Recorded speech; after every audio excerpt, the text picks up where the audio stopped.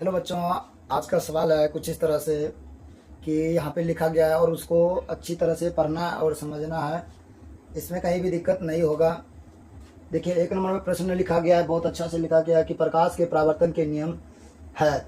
तो यहाँ पूछ रहा है कि प्रकाश के परावर्तन के नियम कितना होता है, तो स्पष्ट रूप से लिखा गया उत्तर में 2। तो अब देखो, पहला जो नियम होता है कुछ इस तरह से होता है, साइन आई साइन आर के बराबर होता है। दोस्त याद रखना है कि आपतन कोण परावर्तन कोण के हमेशा क्या होते हैं, बराबर होते हैं। पहला नियम है। दूसरा नियम है इसी में, आपतित किरण और परावर्तित किरण तथा अभिलंब तीनों एक ही तल पर स्थित होते हैं। ये दूसरा नियम है किसका, प्रकाश के परावर्तन का नियम। ठीक है, तो चलिए आगे बढ़ते हैं। ये समझ में आ गया।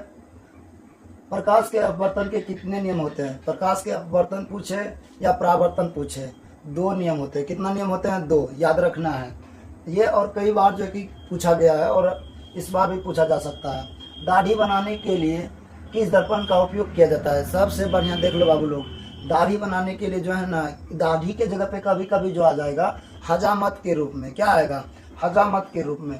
और हजामत नहीं आएगा तो याद रख लेना, कहेगा सैनुलों में किस दर्पण का उपयोग किया जाता है, तो याद रखना है उत्तल दर्पण। कौन सा दर्पण, उत्तल दर्पण।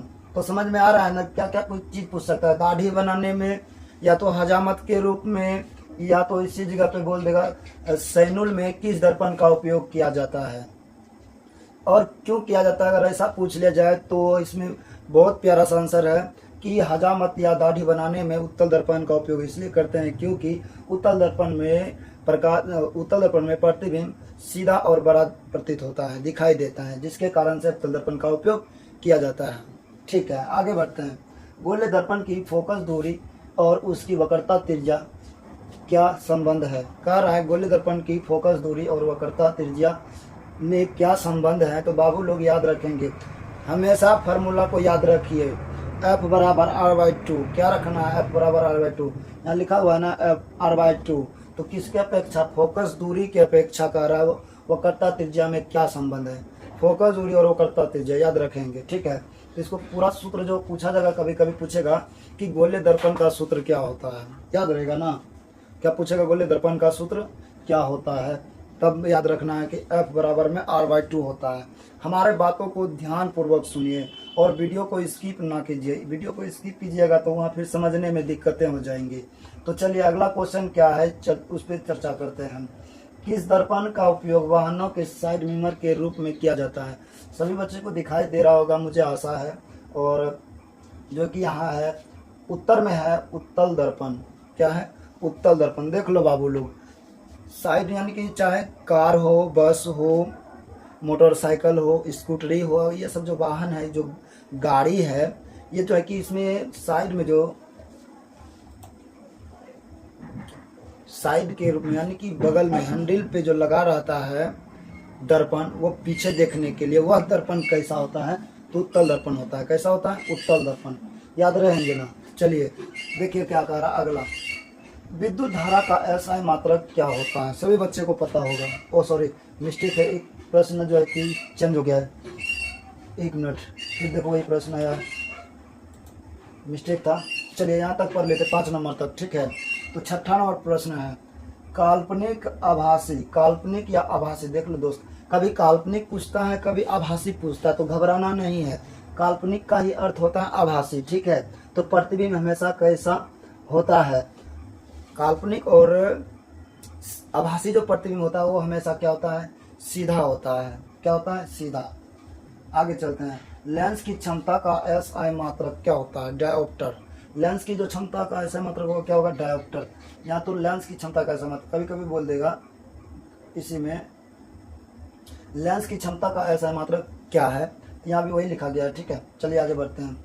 किस लेंस को अभिसारी लेंस कहा जाता है।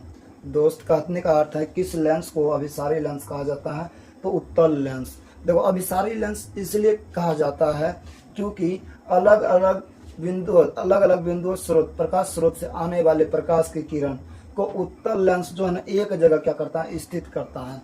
इसीलिए कहा गया है कि किस लेंस को अभिसारी लेंस कहा जाता है, यानी उत्तल लेंस को ही क्या कहा जाता है, अभिसारी लेंस कहा जाता है।